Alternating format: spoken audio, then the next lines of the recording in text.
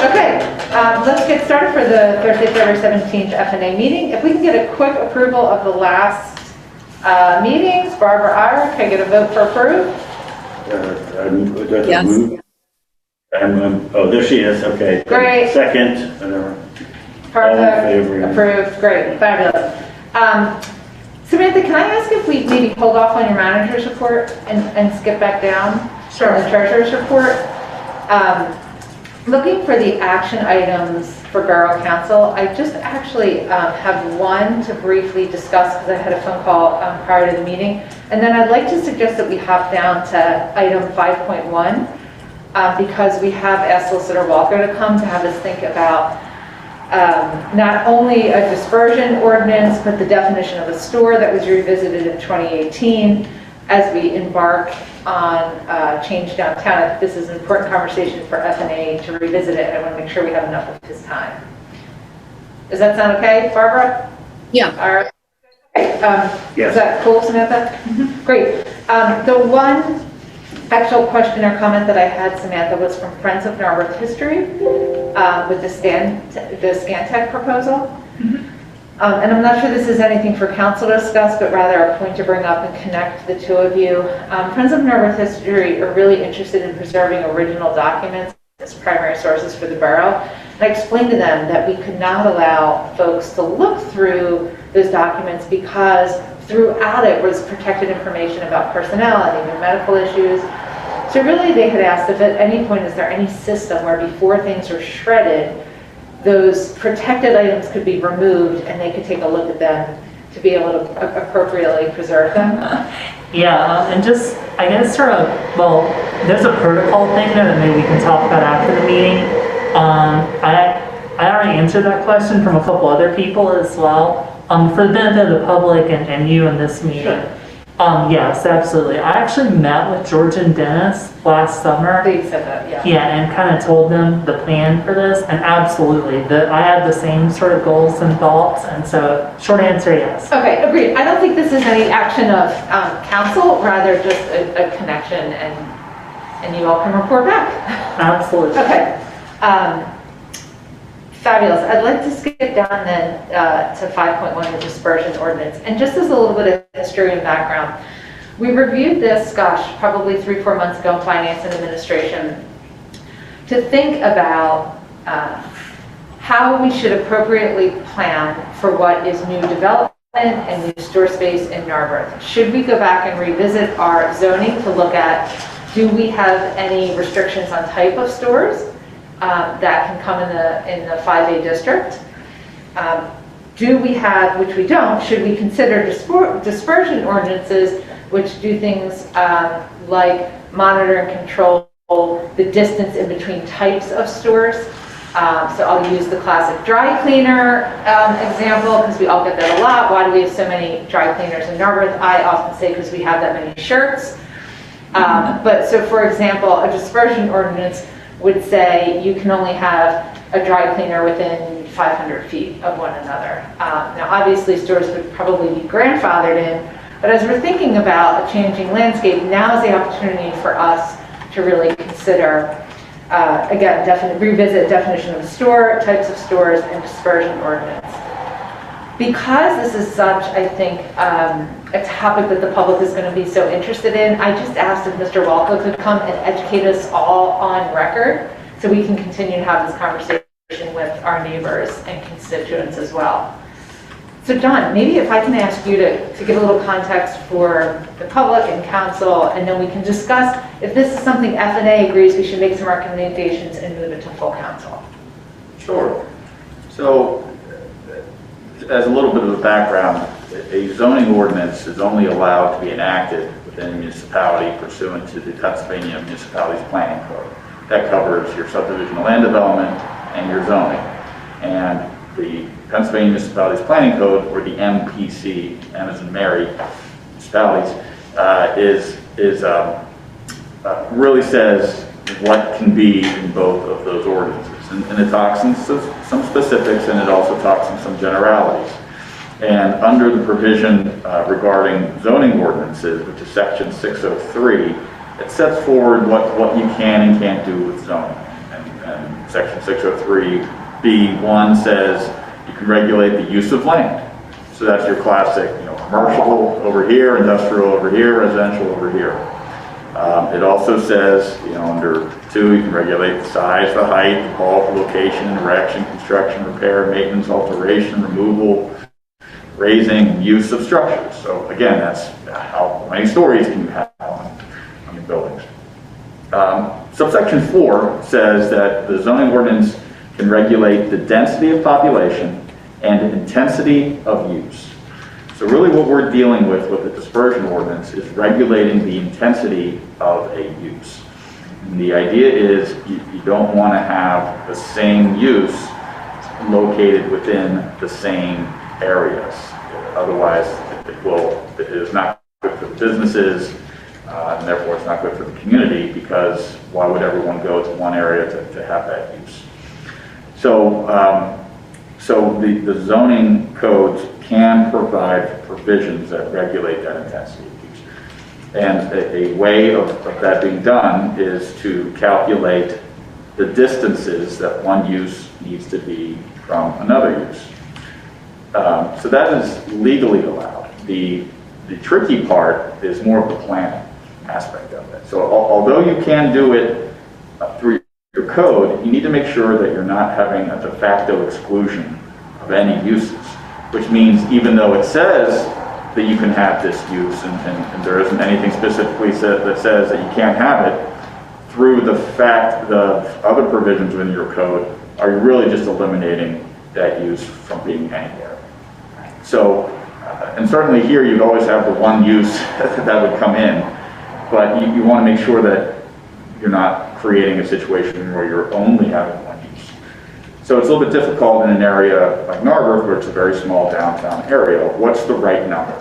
Where do you measure that from? Is it 500 feet? Is it 100 yards? A distance that you can have more than one use, but it's not an improper intensity of that use. So the number is something to think about. The other issue also to think about is, what are you going to measure that from? Do you measure it from the entryway, from the property line? When you're dealing with tens of feet or hundreds of yards, it can matter. So there needs to be a clear determination of where that's measured from. I don't think it's as much of a problem in Narberth, but a lot of the areas that are surrounding Philadelphia, a lot of the municipalities are considering these. Cheltenham Township has one right on the border in Montgomery County. Upper Darby has one regarding right on the border of Philadelphia in a different area, that try to address the intensity of smoke shops because of the high taxes on cigarettes in Philadelphia. A lot of people have the idea, well, why don't we just open up places right across the border and not have to pay your taxes when you buy them here? So because of that, you were getting a lot of smoke shops. And you can imagine when you have a lot of places selling tobacco products, it kind of makes the area seem a little bit more seedy than you'd want. Particularly in one area which is normally a prime retail area. So they often will put in these provisions that say smoke shop, you have to define that use. It's very important to have right definitions of what you're separating. Otherwise, you're just going to try to get around it by saying there's something else, and then having it separate from a certain distance. So I wouldn't say that you want to have it generally apply to every type of store or retail or restaurant use that's out there. But if you have specific things that you're attempting to... Samantha, we lost Steve. Sorry. I mean, Zoom's still going. Oh, okay, Yeah, sorry, it's not- specific thing, got it. If you have specific uses that you're attempting to prevent or to disperse, it's really more, then you should define what those uses are. And someone mentioned dry cleaners. We have a definition for a dry cleaner specifically, and then have it apply to a change that says it would not be within X amount of feet of another use, and this is how you measure it. The Narberth Code of Uses in retail is very broad, and that was done, I think, purposefully because of the idea of the form-based code, and they essentially said, whether or not you're whatever the commercial use is, or even industrial, they're in the 5A or in the 5B. Fit the descriptions of the form of the outside, fit our, use standards, but we don't really care what that use is. So if you're starting to now sort of nail down and dive into specific uses, and whether or not they should be in the 5A or start at 5B, or how do we separate them within the 5A, there's probably also going to need to be some definitions to identify that use and the intensity of that use within that definition. Can I ask a question, and then I'll move to Barbara and Ira if you have any questions? So so thus far there's really kind of two different ideas, the dispersion ordinance, and then the second that I'm hearing is, are there certain types of stores that were eliminated under the 4A zoning that we would perhaps reconsider in thinking that we will allow this in Narberth, because legally we have to, but not in 5A. So for example, if adult toys shop wanted to open up on the corner of Haverford Avenue, we could put, right now, they are absolutely legally able to do that, but we may want to revisit those 2018 form-based zoning Yes. to think whether or not we want to allow that in 5A. Correct, and again, there isn't a definition for what that adult use is, or adult performances even. Right. But you're correct, it would not be a question of where that would be permitted. And there are no standards for those particular uses. It would be either the 5A or the 5B. Off the top of my head, the only thing that I'm aware of that's regulated to the 5B and not the 5A is off-premises signs, billboards, Right. which makes sense because that's on Montgomery Avenue. Sure. But that one is specifically in the 5B, but that's not a use, that's a sign regulation. It is very common, with your class utility and zoning, to have undesirable uses be set away further from residential areas. I mean, we're talking about, like the shipyards of Philadelphia, Sure. It's where your strip clubs are, your stadiums are, your smelly factories are, they put them all down there. And within that district is, where, all of these less desirable uses would go. You don't have a less desirable district in Narberth, but, if it's something that you don't want your kids walking by and part of the central part of the community, it would probably be better to have those regulated to the 5B. And as long as, and the 5B is a legitimate commercial district, probably in a lot of respects better than 5A regarding car traffic and accessibility. So there shouldn't be any accusation that they would have to be in the 5A in order to make that use work, as long as they're permitted in the 5A. So if I can just pause and take questions from Ira and Barbara, because I do appreciate council members' hesitation of government overreach. I do think this is a challenge to say what is desirable to me may not be desirable to you. I do think, however, as elected officials, we should be able to answer, would the majority of our neighbors be really comfortable if Hooters or a strip club were to open up in the center of town? If the answer is no, then it behooves us to carefully consider this. Ira? And just add to that, you do this with residential uses right now, which isn't a bad thing, but there are some areas that you cannot build apartment buildings. Right. Or twin, right? Sure. Because they're single family houses only. This is just doing it more on a commercial basis. Sure. Ira? Well, I mean, the concern you raise is one that I have, which is like, how do you draw the line? But there's obviously some like edge cases, like the ones that you brought up there, that we wouldn't want. But I'm not sure how much further. Like the adult entertainment stuff, I get why you wouldn't want to do, why you wouldn't want to have that, but I mean, beyond that, I'm not sure that we're booming so much as a retail center right now that we can really afford to be, Sure. to be so picky. So there are some, you think, a small class of stores that you would be comfortable saying, this does not reflect the spirit or the desire of the community. Yes. Okay, Barbara, can I get your feedback or questions? Sure. I think I'm kind of right where Ira is. The idea of I still say our downtown is so small to try to control the intensity of use seems like we would too easily fall into now we're only allowing one of this type of business. And I don't, it doesn't sound like we're really allowed to do that. So I just feel like that's going after something that, even though we all say we have so many dry cleaners or whatever, it still doesn't feel like a big problem, because if there were other businesses that could make more money in those locations, they would probably be in there instead of dry cleaners, because the landlords could get more rent. So, I'm like, the market is probably doing what it's going to do, and otherwise we'd have empty storefronts. I do think it makes sense to consider, are there some uses that we wouldn't want to see on Haverford Avenue? Having said that, it's like, okay, if I live near Montgomery Avenue, where one of those is going to go, am I going to be happy? Probably not. So it's that we have to recognize that just moving it elsewhere isn't without some cost to someone. But I still think it makes sense to consider that and look into that. And I just wonder, is the right group to do that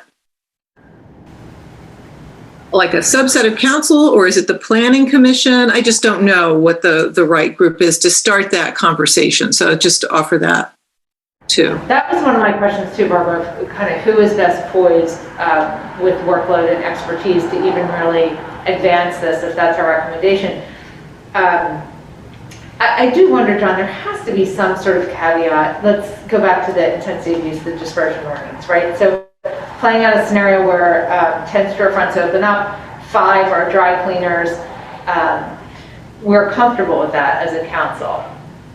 It's saying it's the free hand of the market. If we are not, and we say you can only have, a dry cleaner within 500 feet, for example, there must be some caveat that if the property sits vacant for X amount of time, because you don't want to strangle a property owner, right? I mean, is there some sort of exit ramp that truly, if your only option is dry cleaners versus vacant storefronts? So I think the correct answer is you could always put in a caveat like that, but also that is what a variance is for. To show that you have a hardship. To show that there's a need there, that it would not be hard, it would not impact the community in a negative way. So that would probably be a more direct way of handling that. But again, you could always create some sort of an exception to that. It might be hard to enforce and to really keep tab of how long it has been vacant. But there is also the idea of, you're right, the free market does come into play here, and you're not going to have 5 dry cleaners unless there's a market for 5 dry cleaners. Right, exactly. And oftentimes, if someone has enough control over 5 spaces at one time, and they're doing leases, they're not going to be permitted in their lease to allow the same use in those areas. That often comes up as well. So the actual leasing, which is different when you have individual business owners that aren't controlled, by one block. And we've been discussing about undesirable uses, but I think the other thing to keep in mind is that right now on Haverford Avenue, in the 5A district, there are also regulations on uses to only be permitted on the second floors along Haverford Avenue and not first floors. So it's sort of a subsect, but because they are still there.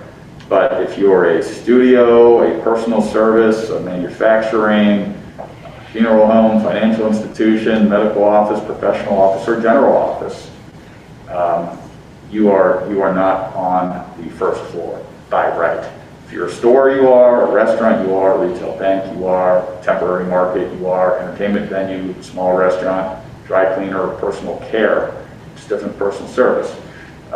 Then you are on the first floor. But right now, there are some regulations of where those uses could go already into our code. So that actually leads us into really what is, I think, the third related but discrete point, which is revisiting that definition of store. And particularly in a time where we're seeing kind of shifting of store spaces and places, I do think it's important for us to go back and revisit what that definition is, and then ask the question: are we enforcing? How are we enforcing it? doesn't make sense to change. So the background on that is in 2018, there was an ordinance amendment. I think it was a comprehensive ordinance amendment, ordinance 1005. But part of that did create the definitions of dry cleaners, did create a separation between a personal service and a personal care. I may be getting it wrong, but the idea is we shouldn't treat them the same. Some are personal care or items where you go and you get the service there and then you walk out with the service. Nail salons, barbershops. Whereas personal service is, hey, you drop something off, they fix it, and you can come back and get it later. And those are less desired to be on the first floor. You're not going down the shop to drop something off, but you are, to get your haircut. But a store was defined or amended to be defined in that ordinance as any retail establishment which derives the majority of its gross receipts from selling any merchandise to patrons and includes areas for the display and storage of goods for on-site sale.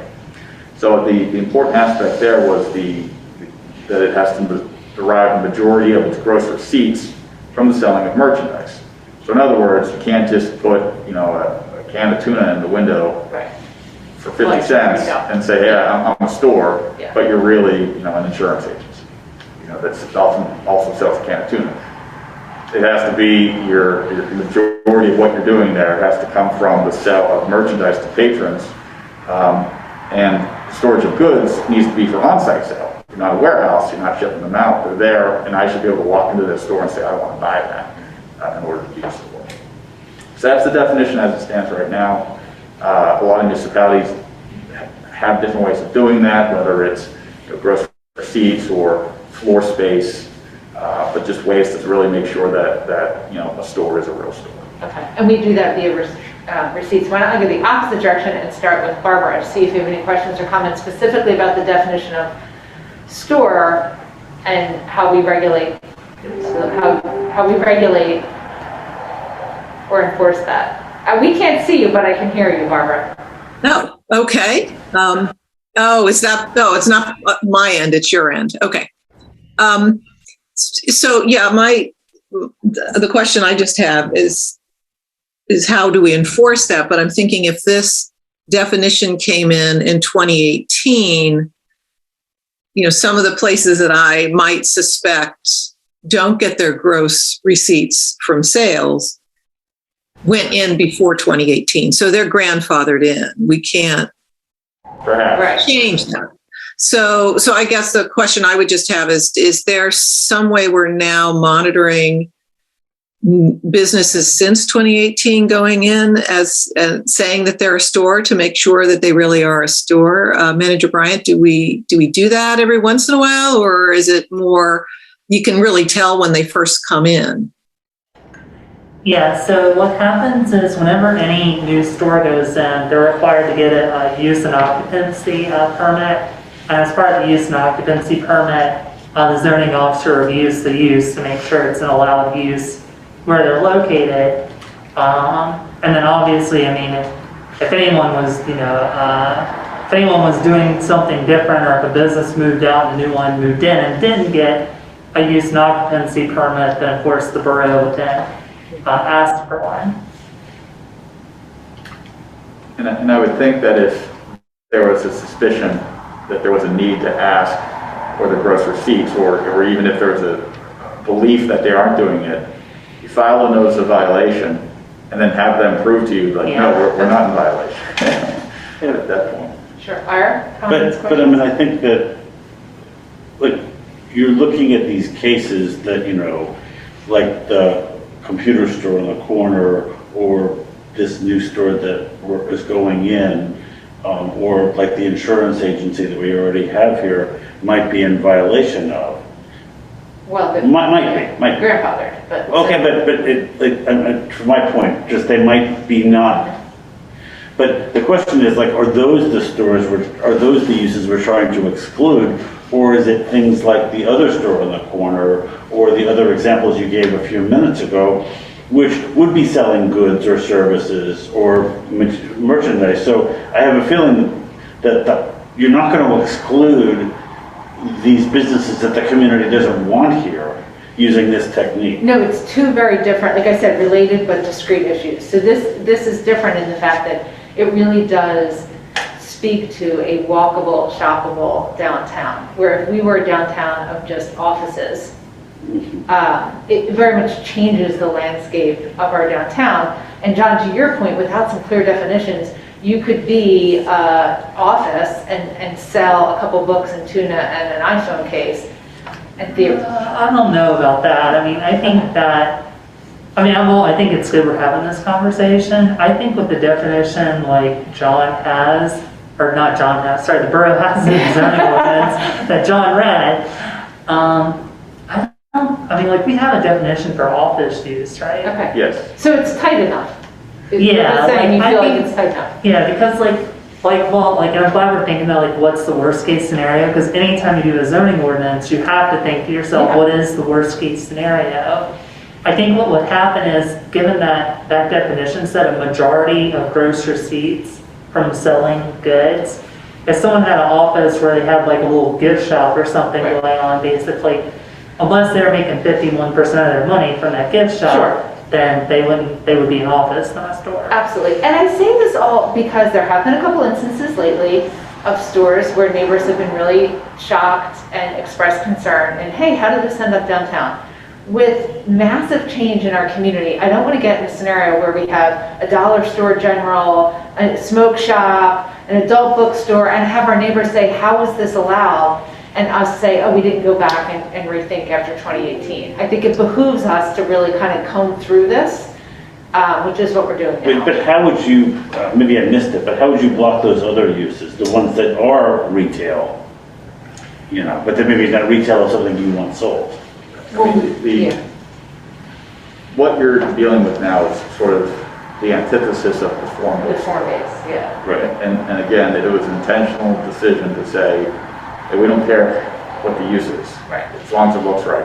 We don't want a huge big box store.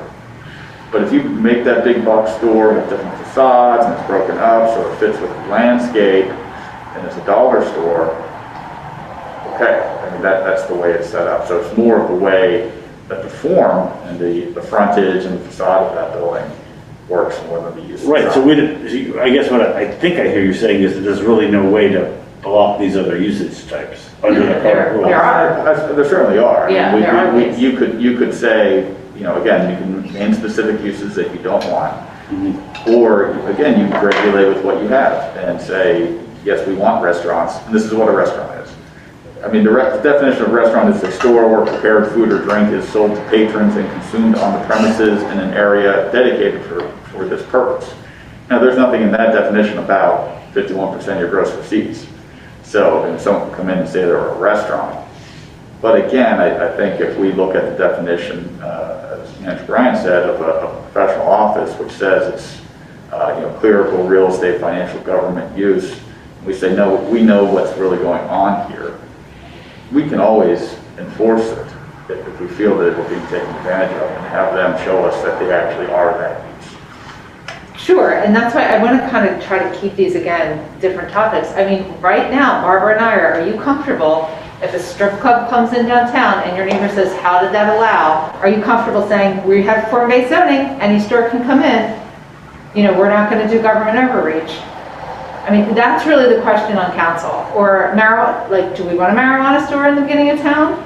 I think there are some businesses and stores that we can agree upon may not be best suited downtown.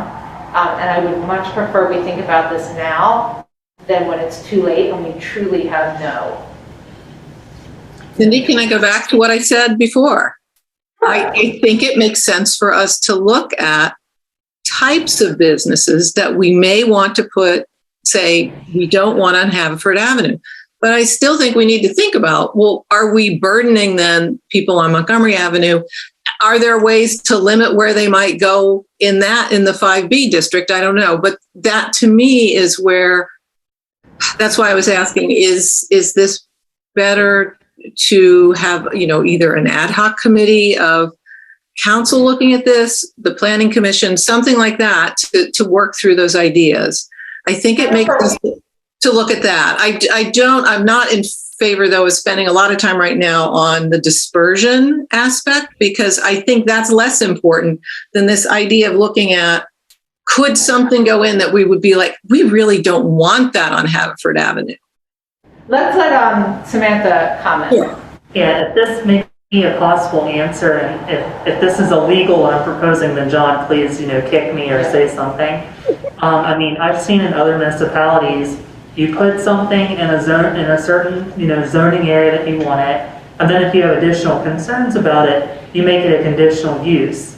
Now, again, I know we're moving away, from the form-based code by doing that, but then if you had, that would be a built-in sort of committee review, and if someone was doing one of those uses, they'd have to come to Borough Council and talk about what they're doing, and then Council would also have the ability to say, yes, you can do this, but under these conditions. Yeah, but we have none of that right now.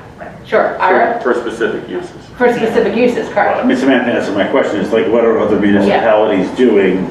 I mean, ignoring the fact that they may not have form-based zoning, how are other municipalities blocking the uses, the examples that Cindy gave?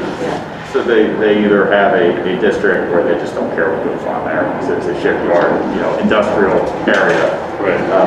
Or they limit it to, a use. And again, you can't just, the use has to be able to say, hey, I can make a business go on here in order for it to be enforceable.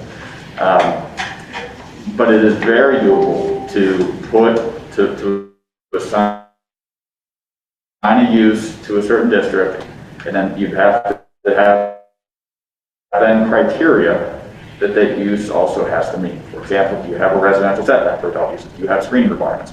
But it can't be a way that if with those, they can't go anywhere, because then you pretty much You've outlawed it. Yeah, that's a de facto exclusion. I get it now. So I guess I'm agreeing with Barbara that I think that this side of it is more important than the dispersion side. So let's, I seem to be the only person interested in the dispersion. I can't get that part out of committee. So I'm going to acquiesce on that one.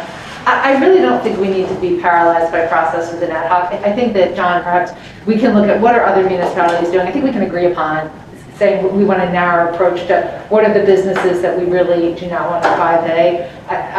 I'm very comfortable with having the planning commission then say, hey, can you eyeball this too, and then bring it back to F&A and back to council. Does that sound okay? Well, and I really don't think that you're going to find that many.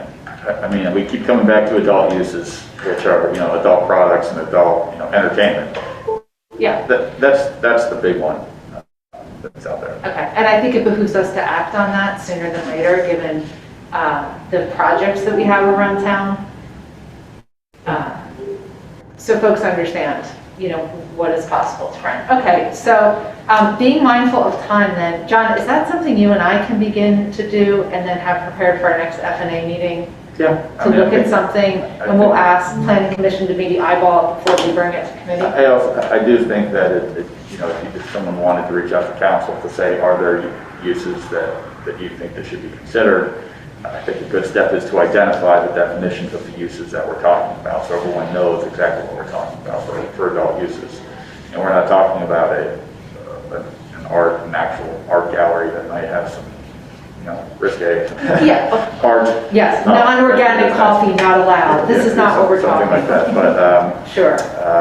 But I think we can come up with uses. I think we could look to see. I mean, from the real planning aspects. I mean, if you're looking to deal with putting further restrictions within the use in the 5B, I think then you want to really get into planning, and that would be a planning commission task to make sure that any setbacks or buffering is doable, that you could make that happen, protect the residents, but also allow that use to actually exist.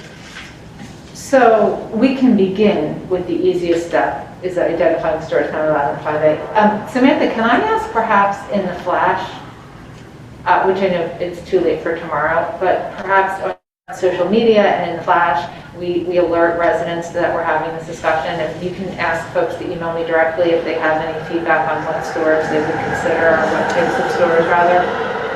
I think I'd feel better about that, once I know that not just this committee, but that majority of council is aware of, so maybe after the next committee update, then I'd definitely be comfortable with Perfect. that. Perfect. And Cindy, I like the idea that I think John mentioned of finding out from other council members, what do you think we should be included in this list? Sure. Absolutely. And I think having some examples of what other communities have, we're not reinventing the wheel here, might be really helpful to share with council. And I guess we can wait for that at our workshop meeting in 2 weeks. We'll put that on the agenda. We can talk about that. There's a very full agenda for the next work session meeting.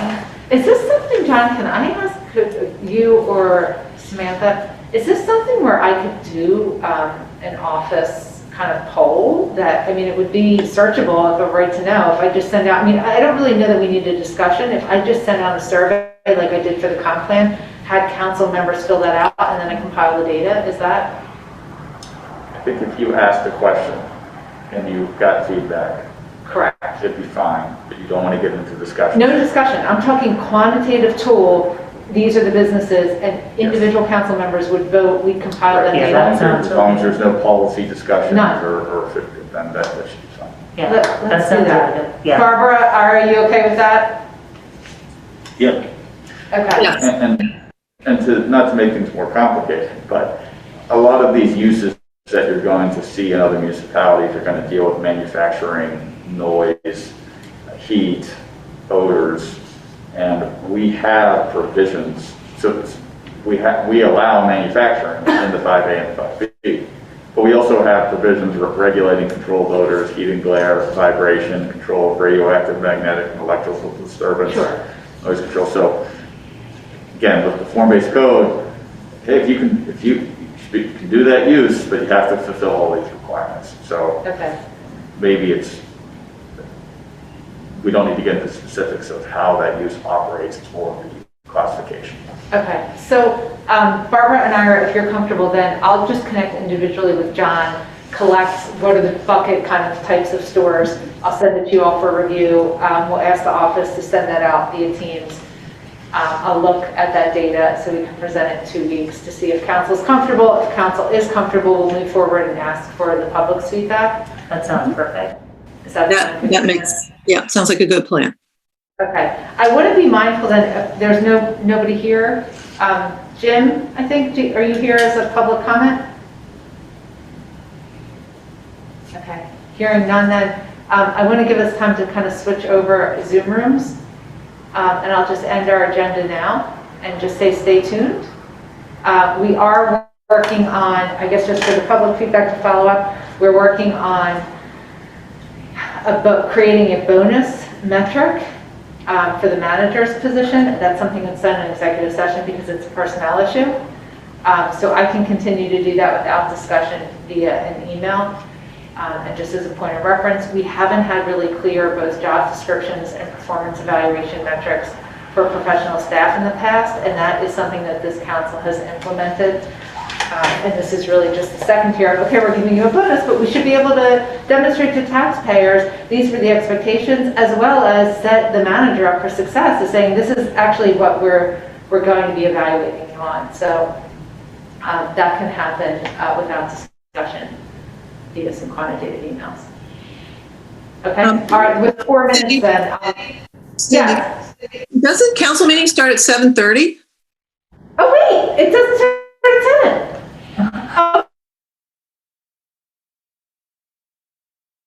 Oh my gosh, okay, is this I'm gonna say the same thing because I'm the person who got the start time of the meeting now. Okay, It is 7:30. I thought you needed a lot of time to switch over to Zoom. okay, I said 4 minutes. That's funny that nobody said anything. Everyone was wanting to. Okay, well then let's go back to the top. Okay, maybe it's full moon. I don't know. Okay, so let's go back. And thanks, Barbara. Everyone else wanted a half an hour break. Sorry.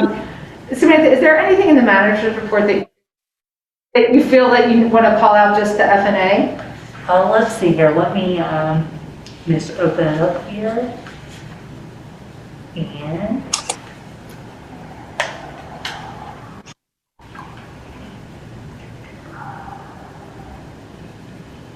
While you look for that, I actually would make a comment. For those of us who read it, I would encourage the public to read the Public Works report. There were two things particularly that stood out to me. One was Jeff really talking about COVID and the response of COVID.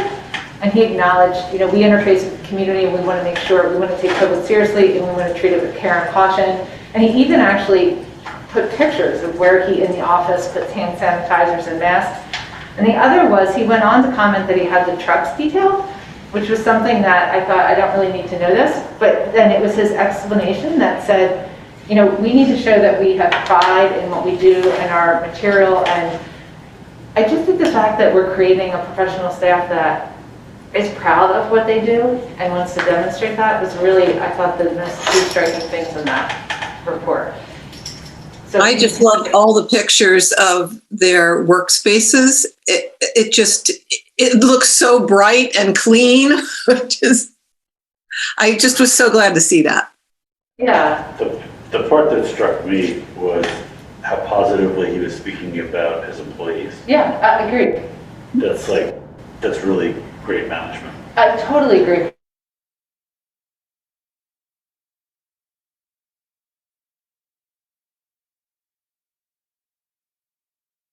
Mm-mm. Yeah, absolutely. I'm definitely really proud of the Public Works Department we have here, and I really appreciate that council notices that as well. And just a quick shout out to Jeff. He actually had a daughter born last night. Oh! Yeah. So. Also tough position. Yes. There's one thing on the manager report that I wanted to point out for this committee.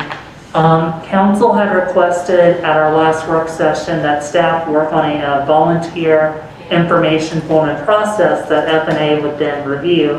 Probably at your next meeting, if it fits on the agenda, we should have those materials ready. Wonderful. Okay, anything from the treasurer's report? We did all have those documents. Anything that Barbara, Ira, you have questions or comments about? Well, and I'll just make this comment now because this is a good time as any. So next month I will be out of town, but I will zoom into this meeting. Just because quorum is a bit of a challenge. Barbara, anything about the treasurer's report to comment, or Samantha, anything? I guess the only thing I'll really throw out there, and sorry Barbara if you're about to say anything. She was not even. The only thing I'll throw out there is just, I want to make sure you're all getting the information you need. So if there's ever any different way you want QuickBooks is kind of limited in the formats it can create, but if there's some sort of different information you want or some sort of different format that is more informational, I'm happy to do that. I mean, the only thing I would say is if there's, you're giving these all this budget reports are year-to-date reports. Right. If there's a couple of categories where we're really high or really low. Yeah, Yeah. I mean, it doesn't have to be a 20 paragraph thing. It could just be 3 lines saying I know you might see that this one's crazy high, but that's because of such and such, It's sort of in essence, it's a footnote to the report explaining an anomalous number. Absolutely.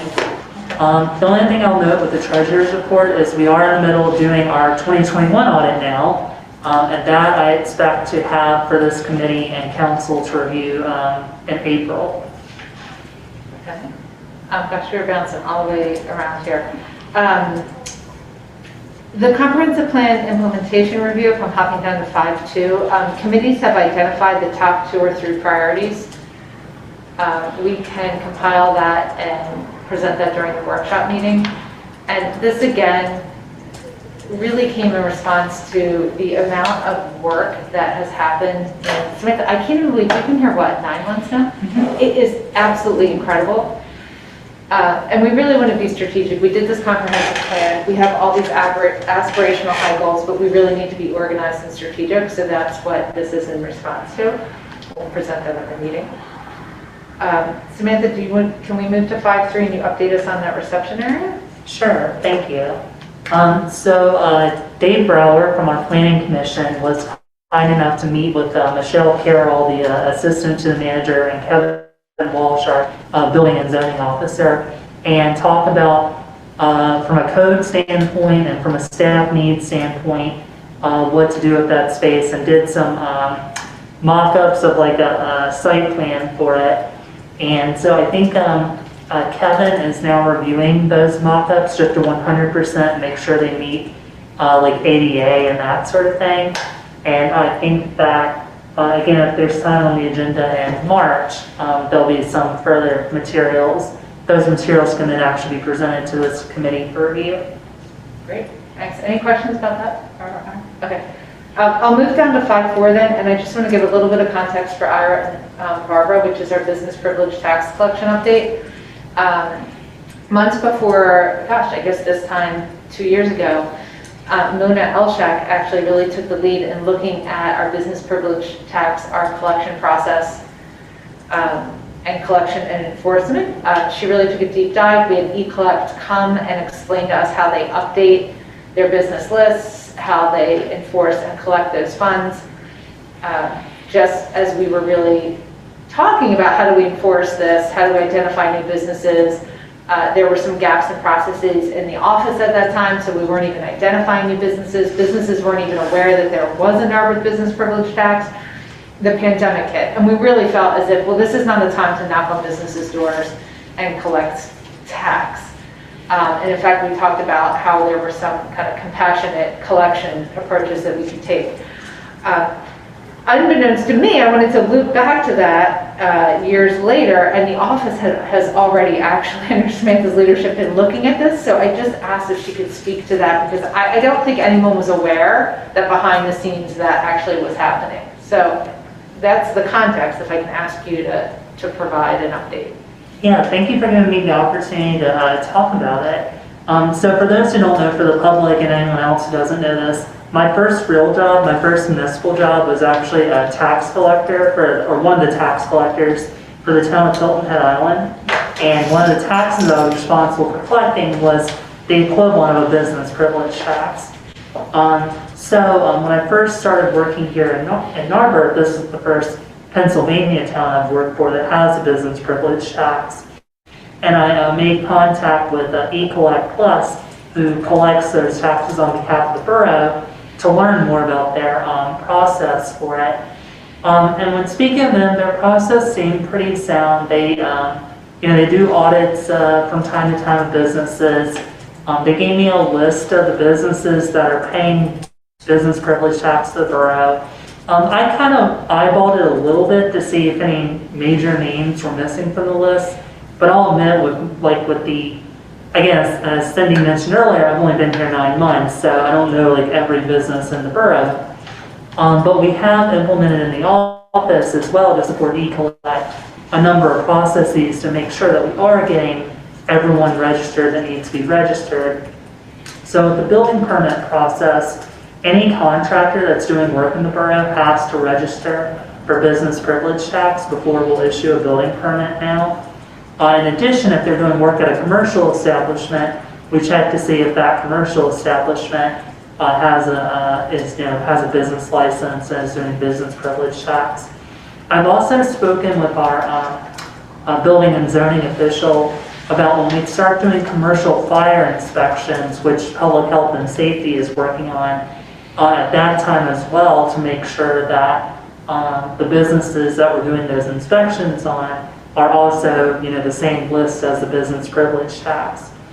So we're really trying to make a lot more effort to make sure that, it's a fairness issue. That was the biggest part of my job. It's not fair to all the businesses who are paying their taxes for other businesses not to be. So that's really important to me. And so I feel pretty good about what eCollect's doing. I feel a lot better about what the office is doing to help ensure it's accurate. And then I have had conversations with eCollect, about some of the enforcement work that they've been doing. And, and I feel good, it's pretty good that from what I've heard from them that they are actively keeping an eye on revenue reports and that sort of thing from businesses, since the tax is based off a percentage of gross revenue. And just to clarify, and Barbara and we got this question last year as well around tax time. So I got a couple emails and calls for folks that are working, have been consistently working remotely from their house. Do they pay an income tax or a business privilege tax? And the answer is no. I mean, Fred did a deep dive into an earned income tax. It's not an option for a number of reasons. The idea of you're working remotely, your business isn't in Philadelphia, you're working from your house, do you pay business privilege tax? The answer was no. However, if you are running a company and a business out of your home as the primary address, you have no storefront, then yes, you should be registering as a business and paying a business privilege tax. That's the group that I think are the hardest to identify. And in some ways, I think, assuming good intent, I think folks don't realize, hey, if I'm running a company out of my third floor office, I should be paying a business privilege tax. That's, I think, a hard group to capture. I don't know how eClub would even do that. Including rental properties. Yeah. Oh, true. Or Airbnbs that are now illegal, but so an Airbnb or a rental property is, you're right. Yeah, but I mean, I think the most common case is the guy running a like a personal consulting company, you know, but like it's not like part of another company where he's an employee. That's more and more prevalent these days. Just out of curiosity, like what kind of money are we talking about, like in our annual proceeds from business privilege tax? Yeah, the borough gets around $150,000 a year from business privilege tax. So it's a relatively small amount compared to our property tax. Yeah, but it's still an important part. No, I'm not. Yeah. I'm not downplaying it. And you think that you think we're doing you said we're doing a reasonably good job. Yeah, Like we have like 95% collection or something like that. well, the challenge is you don't know what the actual. Of the people we actually bill. So. Oh, yeah. I think, well, I can't, I'm not legally allowed to specifically answer that question. Okay, But I that's do fine. think that I do think the collections are being done properly. Okay, well that's fine. Yeah. Barbara, any questions or comments? No. Okay, then if we don't have any public comment, I would then like to move to executive session. And what I was going to do over an email survey, we can finish kind of in the last 10 minutes, maybe polish up the data that I collected in your responses for the bonus evaluation. Okay. Does that work? Well, but just we need Samantha's computer, but not